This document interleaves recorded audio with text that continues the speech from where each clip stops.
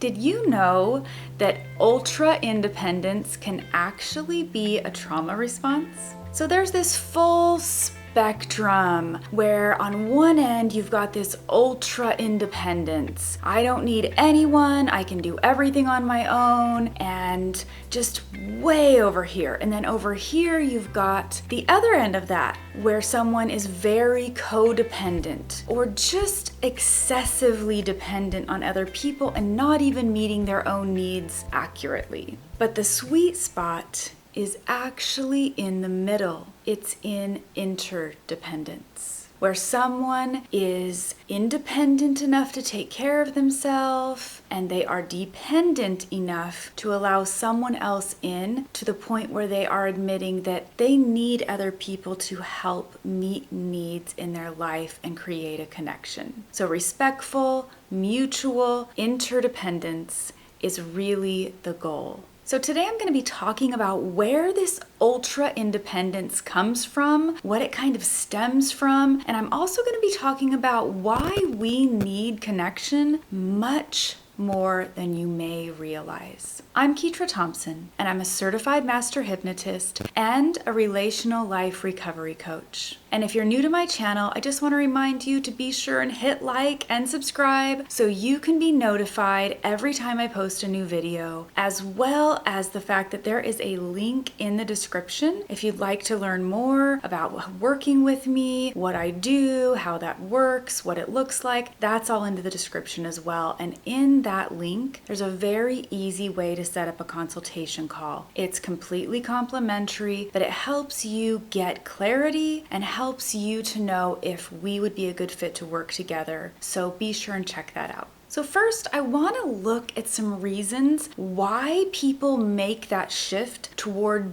being ultra independent. One big factor can be if you had neglectful parents or parents who really didn't cultivate a proper connection or attachment bond with you, then you might have come to the conclusion that people can't be trusted to meet your needs or to help you connect, and you might have created this ultra independence, this view for yourself that you don't need anyone because you don't want to need anyone. Another contributing factor might have been parents who made you feel like you're a burden. Now, they might not have come right out and said that, but if their behavior reflected that you were burdensome to them in some way, that could have caused you to recoil and pull back and create this wall so that you don't have to feel like you need anybody. Maybe a divorce completely rocked your world. Maybe you finally did trust someone fully 100%, and then you got the rug pulled out from underneath you, and that divorce shook you to the core, to the point where you just don't want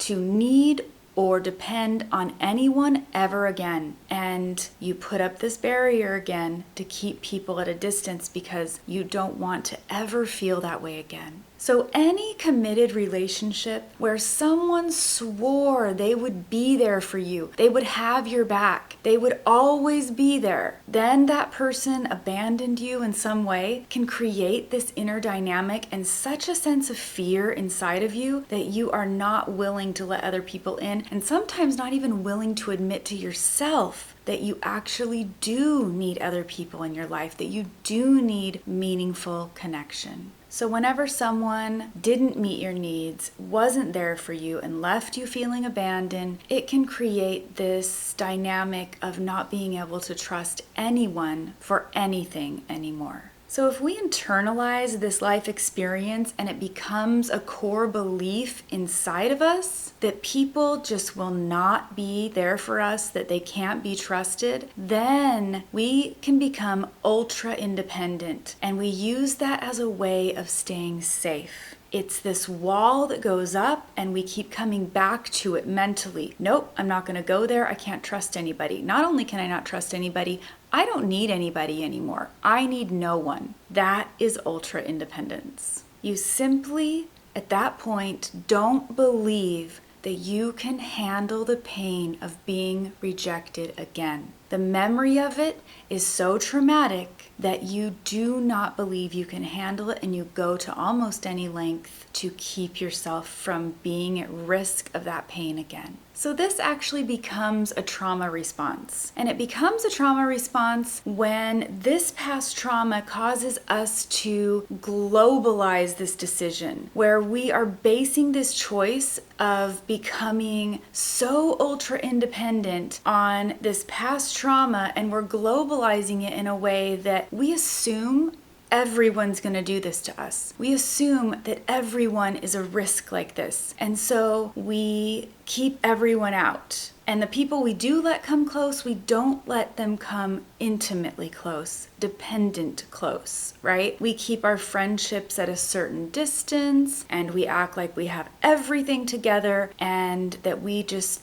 don't need anyone. We might have friends to have fun with, but we aren't really letting someone become interdependent in our life. Now, for people who have an avoidant personality attachment style, this can become a bigger issue in their relationships, because that avoidant style of attachment is part of what contributes to this ultra independence. It's the I'm going to pull away so I can stay safe kind of mentality. So when this is an issue with someone and there is some kind of fear or some kind of conflict in a relationship, they will pull back and shut down more instead of leaning in, pressing into the situation and really getting vulnerable so they can get to the other side of it with the person and sort of solve things. Instead, they pull away. So if you're someone who really is avoidant, who really does pull back, who doesn't lean into fears and conflict and discussions, then you may have this avoidant attachment style.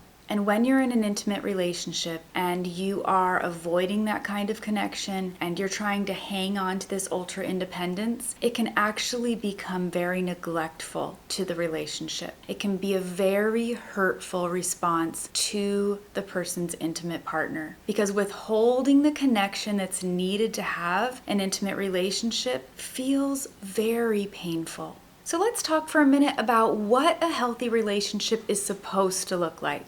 The first thing that a healthy relationship should look like is that it means that the couple is mutually meeting each other's needs from a place of healthy, clear communication and a real openness, a curiosity, a vulnerability that allows themselves to be open to their partner and their partner to be open to them. It really requires two people to rely on each other in a mutual, respectful way, because we all have needs. We're all going to rely on each other for things, and we want to go through our life feeling like someone has our back. There is a need there, whether you admit it or not. People truly are not meant to be isolated. Lots and lots of research has been done on this, and it has been proven that people who are isolated or excessively lonely, they have an increased chance of death. It's estimated 26% to 32% higher increased chance of death over people who simply aren't lonely and detached. The estimates say that loneliness and detachment from others is actually a greater risk for premature death than obesity is.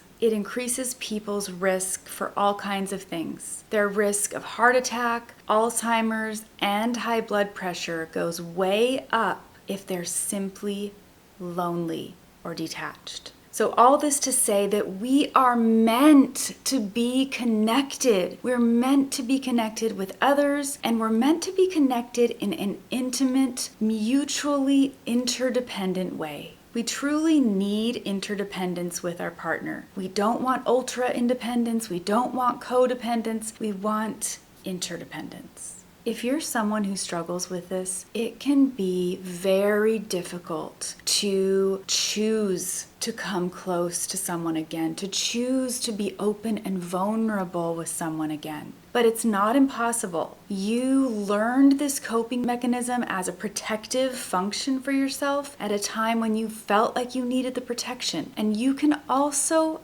unlearn it. So in life, there's actually this cycle that we're supposed to go through. We're supposed to move from dependence on our parents to being independent as an adult to being interdependent with a spouse or partner. It's a full circle process. Because the truth is, we need each other. We need connection that is bigger than ourselves. And the truth is that the intimate relationship is the one place where you are going to experience the most growth in every area. Your mental and spiritual growth, your maturity is all going to happen in the vulnerability of an intimate, connected relationship. And that kind of interconnected relationship, that interdependence, it requires a great deal of safety. And that's why both parties need to be able to be vulnerable and curious and open so that there is mutual safety. So let's talk about how to move from ultra independent over to a place of interdependence. The first step is you have to choose to lean into your partner. Instead of pulling back, you need to be able to lean in. And it's also most beneficial if you are willing to reframe your subconscious belief systems that are driving your behavior. Because sometimes we don't even know why we behave the way we do, but this subconscious part of us is just driving it underneath everything else. So when you do the subconscious work, when you get back to the root cause and you're able to reframe that in a hypnotherapy process, then you're finally able to feel secure enough in yourself to allow your partner to be a part of the real you. Because you're no longer trying to pretend to be something you're not. You're no longer disconnected from your own self-worth. You finally have a connection to your truest, highest self, and there's a confidence that comes with that allows someone to relax enough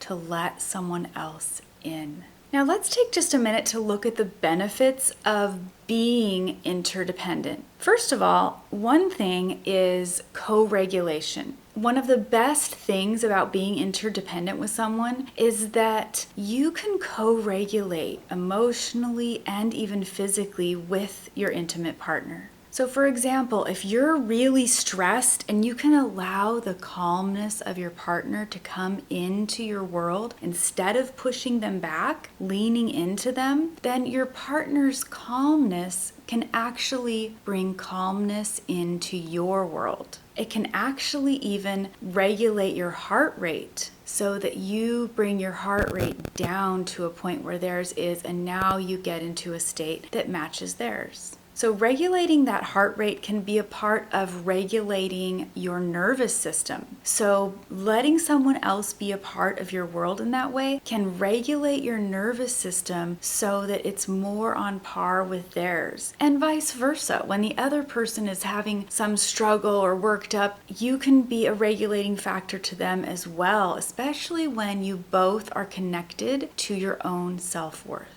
All of this finally allows for you to let your guard down. And I don't know if you realize this, but the energy that it takes for someone to keep that wall up, to keep that distance making happening all the time and keeping themselves isolated, that takes a tremendous amount of energy. And so once you release that energy that's been holding up those walls and keeping that distance, that energy can be used for all kinds of things. It's simply like set free. Instead of being caged inside you anymore, it's free for you to use in all kinds of ways. One of the things that I hear from clients all the time is that once that energy is free, they feel like they can use it for anything, but especially things that are creative. They use it in creative endeavors and they become more creative in certain areas. And they also just have more fun. They have this energy at their disposal to simply have fun with. And we're meant to have fun. Too many adults have forgotten what it feels like to simply have fun. The other thing we can use that energy for is to love more passionately. We have this intimate partner in our life that we're moving into interconnectedness with, and it gives us the permission to be free in our passion and our expressions and our connections. And having that extra energy to use just feels amazing. Ultimately, when we feel safe in our intimate attachment bonds, we're freer to be our most authentic selves. We let the world see us. We're no longer hiding behind a mask or all of that fear. We're connected to ourselves, and it's truly a beautiful thing. The truth is that you'll never have 100% certainty that someone in your life is never going to leave or is never going to let you down in some way. But the other sort of universal truth in life is that reward only comes with some level of risk. When you risk something, that's when you have the chance to gain the biggest reward. So risk is incredibly important to all of the growth in your life, physical, mental, spiritual, and especially in interconnected, intimate relationships. Hypnotherapy is such an amazing way to accomplish this in your life. It truly allows you to reconnect with your truest and most authentic self. Hypnotherapy allows you to have access to your subconscious mind in a way that nothing else does. It allows you to finally process that trauma, those old traumas that have created core beliefs in you, so that you can be free from the unwanted consequences of those trauma responses. I watch my clients transform every single